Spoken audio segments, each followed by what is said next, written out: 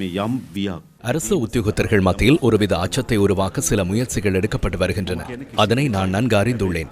யாரும் அச்சப்பட வேண்டாம் என நான் கூறுகிறேன். ஆனால் முறைகேடுகளில் ஈடுபடுவதற்கு அச்சப்பட வேண்டும். ஏனென்றால் ஒரு நாடு முன்னேற வேண்டுமானால் முதலாவதாக நாம் சட்டத்துக்கு கீழ்ப்படிய வேண்டும்.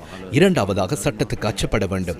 ஜனாதிபதி தொடக்கம் கிராம உத்தியோகத்தர் வரை நாம் அனைவரும் சட்டத்துக்கு உட்பட்டவர்கள். அதேபோன்று சட்டத்துக்கு பயப்படுபவர்கள். இருப்பினும் நமது சமூகத்தில் ஒரு கலாச்சாரம் உருவாகி இருந்தது. அரசியல் செல்வாக்கு, அதிகாரம், செல்வம் அல்லது அரசியல்வாதிகளுடன் நெருங்கிய தொடர்பு இருந்தால் சட்டம் நடைமுறைப்படுத்தப்படாத ஒரு கலாச்சாரம் நிலவியது. அப்படிப்பட்ட ஒரு நாட்டினால் முன்னேற முடியாது. எனவே நாம் ஒரு புதிய அணுகுமுறையை நாட்டுக்குள் கொண்டு வருவதனால் அனைவரும் சட்டத்திற்கு கீழ்ப்படிய வேண்டும். சட்டத்துக்கு அச்சப்பட வேண்டும். சட்டத்துக்கு முன் எவரும் பெரியவர்கள் அல்ல. எவ்வளவு அதிகாரம் இருந்தாலும், எவ்வளவு காலம் ஆட்சி செய்திருந்தாலும், எத்தகைய கைகள் பின்னணியில் இருந்தாலும் அவை எதற்கும் சட்டம் அடிபணியாது. ஏனென்றால் நமது நாட்டுக்கு ஒரு மாற்றம் தேவை. பொதுவாக ஒரு விசாரணையின் போது ஒருவரின் பெயர் குறிப்பிடப்பட்டால் அவரிடம் வாக்குமூலம் பெறப்பட வேண்டும்.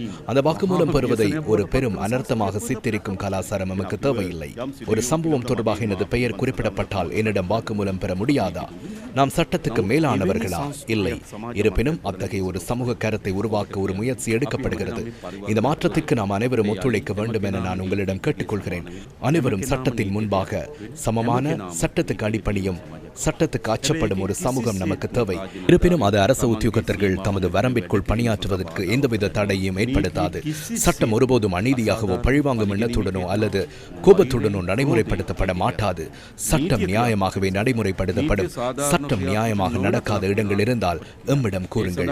அதற்காக சட்டத்திலேயே வழிகள் உள்ளன. ஆகவே அச்சமின்றி வேலை செய்யுங்கள்.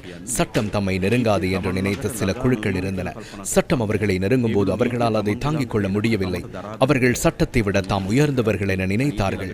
சட்டம் தராதரம் பாராமல், கடந்த கால பெருமைகளை கருதாமல் கிரமமாக நடைமுறைப்படுத்தப்படும். அந்த மாற்றம் நாட்டுக்கு அவசியமானது. நாம் எந்த பதவியில் இருந்தாலும் நமக்கென்று ஒரு சட்ட வரையறை உள்ளது. அந்த எல்லைக்குள் மாத்திரம் நாம் செயற்பட வேண்டும். இருப்பினும் நமது நாட்டில் அதிகாரம் என்பது எல்லையற்றது என்ற ஒரு கலாச்சாரம் இருந்தது. நமது நாட்டில் பல ஜனாதிபதிகள் அரசியலமைப்பை மீறியுள்ளனர் என்பது உயர் நீதிமன்றத்தினால் பல தீர்ப்புகளில் நிரூபிக்கப்பட்டுள்ளது. ஜனாதிபதிகள் அரசியலமைப்பை மீறினால் இந்த நாட்டில் என்ன மிஞ்சி இருக்கும்? எனவே நாம் ஒவ்வொருவருக்கும் ஒரு சட்ட கட்டமைப்பு உள்ளது என்பதை உறுதிப்படுத்துகிறோம். நாம் அந்த சட்ட வரையறைக்குள் சிறப்பாக பணியாற்றுவோம்.